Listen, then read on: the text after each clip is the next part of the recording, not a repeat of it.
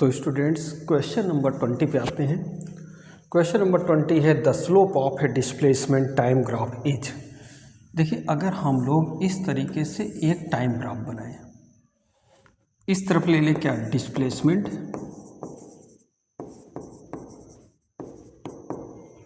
और इस तरफ ले लेते हैं टाइम। तो देखिए, हम लोग अगर टाइम और डिस्प्लेसमेंट ले रहे हैं और इस तरीके से इसमें ग्राफ बन रहा है, तो ये ग्राफ किसका कहलाएगा? तो हम लोग पढ़ चुके हैं वेलोसिटी क्या होती है। ये होती है डिस्प्लेसमेंट अपॉन टाइम। तो हमारा ऑप्शन बी सही है। अगले क्वेश्चन पे आए। देखिए, कह रहा in a displacement time graph a straight line parallel to the time axis shows.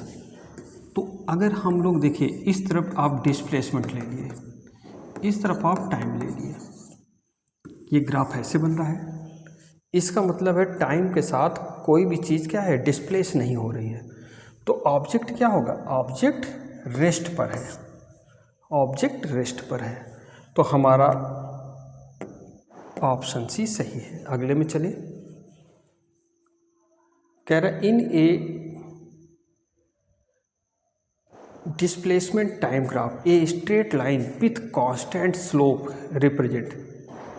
तो कांस्टेंट स्लोप अगर शो करता है, देखिए हम लोग इस तरीके से ग्राफ बनाए, ये कांस्टेंट स्लोप शो कर रहा है। यहाँ है आपका डिस्प्लेसमेंट, यहाँ है आपका time.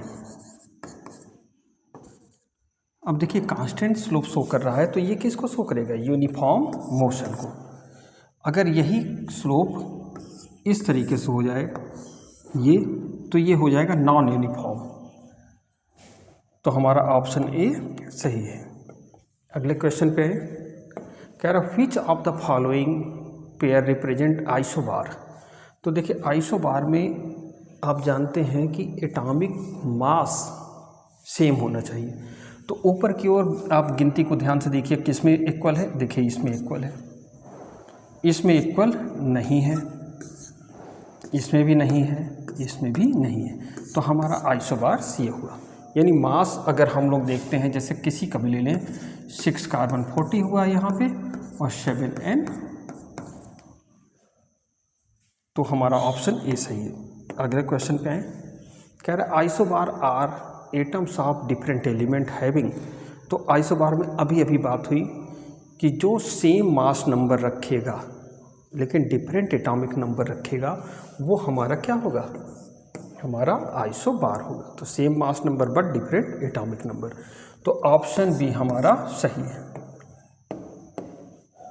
The chemical formula calcium chloride. तो देखिए, कैल्शियम का हम लोग Ca लिखते हैं और Cl। कैल्शियम की वैलेंसी 2 है, Cl की 1 है। क्रॉसओवर करिए, तो क्रॉसओवर करने पर क्या बन रहा है? अगर हम लोग क्रॉसओवर करें तो क्रॉसओवर करने पर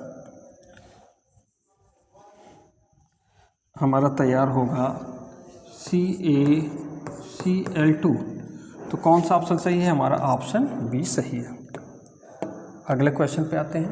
the valency of sodium is. तो सोडियम का एटॉमिक नंबर होता है 281। अगर हम लोग देखें लास्ट में 1 है, इसका मतलब ये क्या करेगा? एक एटम को, एक इलेक्ट्रॉन को ट्रांसफ़र करेगा और ये बना लेगा Na+ यानी 28 में। तो इसकी वैलेंसी कितनी हुई? इसकी वैलेंसी हुई 1। अगले पे आते हैं। कह रहा है according to the Bohr's model electron move in. तो इलेक्ट्रॉन क्या करता है? इसमें फिक्स सर्कुलर ऑर्बिट में मूव करता है, एकदम फिक्स सर्कुलर ऑर्बिट में मूव करेगा। कोई भी ऑर्बिट जो है उसका फिक्स रहेगा, एनर्जी लेवल उसकी फिक्स रहेगी, तो उसी में मूव करता है। हमारा ऑप्शन भी सही है। अगले क्वेश्चन पे आए। Rutherford experiment use. रदरफोर्ड के एक्सपेरिमेंट में आप जानते हैं हम लोग क्या यूज करते थे? इस तरीके से एक सर्कुलर स्क्रीन थी और यहाँ पर अल्फा पार्टिकल प्रोजेक्टर था, यानी अल्फा पार्टिकल प्रोजेक्टर हम लोग लिए थे और यहाँ गोल्ड फॉयल था जिस पे ये प्रोजेक्ट होता था। तो ये हमारा ऑप्शन ए सही है। अगले क्वेश्चन पे रदरफोर्ड डिस्कवर्ड रदरफोर्ड ने क्या डिस्कवर किया था? रदरफोर्ड ने न्यूक्लियस को डिस्कवर किया था। तो चलिए अगले क्वेश्चन पे आए।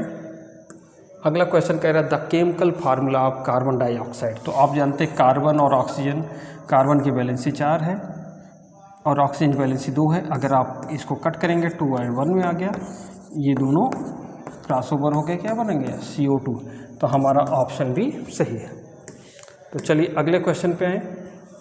अगला क्वेश्चन है विच of the following is an example of isotopes. तो अभी हम लोग जानते हैं आइसोटोप्स में आपने देखा था 1H1 1H2, यानी ये 1H1 है 1H2 है। ऊपर की देखिए वैलेंसी अलग, ऊपर का जो मास नंबर अलग है, तो ये हमारा क्या होगा? आइसोटोप्स। अगले उस पर आ जाए। अगला है isotopes are atom of the same element having.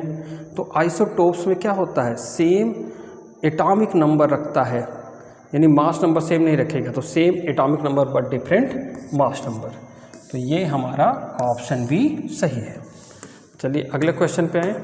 कह रहा mass number of an atom. तो मास नंबर क्या होता है? A = P + N। यहाँ पे ये क्या है? नंबर ऑफ प्रोटॉन है और ये है नंबर ऑफ न्यूट्रॉन। तो देखिए ये दोनों को अगर हम लोग देखें तो number of proton plus number of neutron कौन सा सही है? ऑप्शन सी हमारा सही है।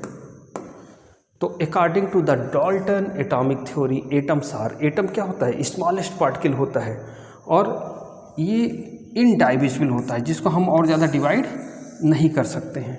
तो सबसे स्मॉलेस्ट पार्टिकल को हम लोग एटम मानते हैं और डाल्टन ने भी माना था। अगले उस पर आते हैं who propose the atomic theory. Atomic theory को किसने दिया था? तो डाल्टन ने दिया था। एटॉमिक थ्योरी को देने वाले साइंटिस्ट का नाम क्या था? डाल्टन थे। आप इनके पोस्टुलेट्स को पढ़ चुके हैं। अब आते हैं बायोलॉजी पे। विच of the following shows the correct relation. तो देखिए सेल से बनता है टिश्यू, टिश्यू से बनता है ऑर्गन, ऑर्गन से बनता है ऑर्गन सिस्टम। अब ये सब उल्टा है, देखिए ऑर्गन से सेल, ये सब उल्टा है। तो हमारा ऑप्शन ए सही होगा। अगले क्वेश्चन पे है which plant tissue is responsible for transport of water. तो वाटर के ट्रांसपोर्ट के लिए, मिनरल के ट्रांसपोर्ट के लिए सबसे ज़्यादा ज़रूरी कौन सा होता है? जाइलम। तो हमारा ऑप्शन भी सही है। अगले क्वेश्चन पे हैं which cell organelle is related to the energy production in the cell. तो एनर्जी प्रोडक्शन कौन करता है? हम लोग माइटोकॉन्ड्रिया क्या बोलते हैं? Power house of cell. तो हमारा ऑप्शन बी सही है। अगले क्वेश्चन पे आए which of the following related to correct. देखिए हम लोग अगर देखें muscles to bone, M B किसको? टेंडान। तो टेंडान जो है वो हमारा क्या होगा? मसल टू बोन टेंडान होगा। और टेंडान में अगर हम लोग देखें कि आपका बोन टू बोन ये होगा लिगामेंट। तो देखिए यहाँ पर ऑप्शन देखें हमारा कौन सा सही है? ऑप्शन ए सही है। मसल टू बोन हमारा टेंडान है। तो चलिए अगले क्वेश्चन पे आए। Which tissue help in growth of plant. देखिए प्लांट के ग्रोथ में सबसे ज़्यादा कौन सा वो होता है? Meristematic tissue. आप इसको पढ़ चुके हैं, 3 पार्ट में डिवाइड होता है, एपिकल, लैटरल और इंटरकैलरी।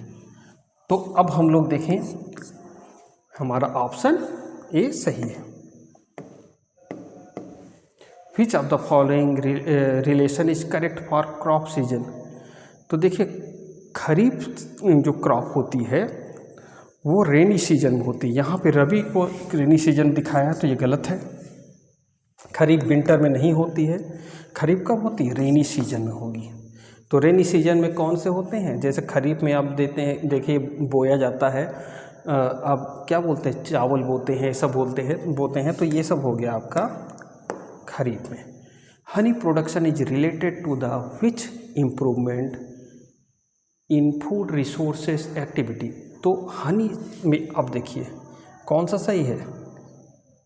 हनी यानी एपीकल्चर। तो हम लोग एपीकल्चर को लेंगे। Which cell structure control all the activity of the cell. तो कौन सा सेल स्ट्रक्चर सारे सेलों को कंट्रोल करता है? तो सीधी सी बात है, न्यूक्लियस कंट्रोल करता है। तो देखिए न्यूक्लियस का ऑप्शन है इसमें, हाँ ऑप्शन बी हमारा न्यूक्लियस है। तो हमारा ये आंसर सही हुआ। अगले क्वेश्चन पे आए, कह रहा है the basic unit of life is, तो basic unit fundamental unit of life हम किसको बोलते हैं? हम लोग सेल को बोलते हैं। तो हमारा ऑप्शन बी सही है, सेल हमारा फंडामेंटल यूनिट ऑफ लाइफ है। The tissue that contain bone to bone, अभी हम लोगों ने बात किया बी यानी किसको कर रहा था? एल लिगामेंट, और मसल टू बोन क्या था? टेंडन था। तो इसमें देखिए क्या है? बोन टू बोन यानी क्या होगा? लिगामेंट। तो हमारा ऑप्शन बी सही है। The tissue that connect muscles to bone, अभी देखा गया मसल्स टू बोन क्या था? मसल्स टू बोन यानी MB हम लोग क्या किए थे? T यानी tendon, muscles to bone tendon. अगले क्वेश्चन पे आए, which of the following is a kharif crop, तो खरीफ क्रॉप में अभी बात हुई थी कि वो क्रॉप जो बारिश के सीजन में बोए जाते हैं वो खरीफ क्रॉप होते हैं। तो खरीफ क्रॉप कौन से हैं? आपके राइस को हम लोग बारिश के मौसम में बोते हैं। विच of the following is A rabi crop, तो रबी क्रॉप क्या होगा? आपका गेहूँ यानी व्हीट। तो ऑप्शन बी हमारा सही है।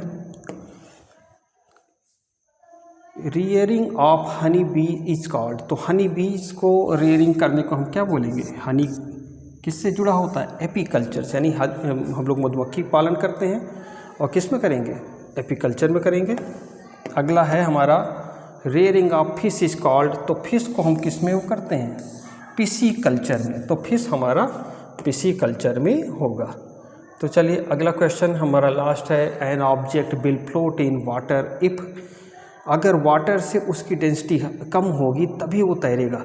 तो its density is less than water. तो हमारा ये ऑप्शन भी सही है।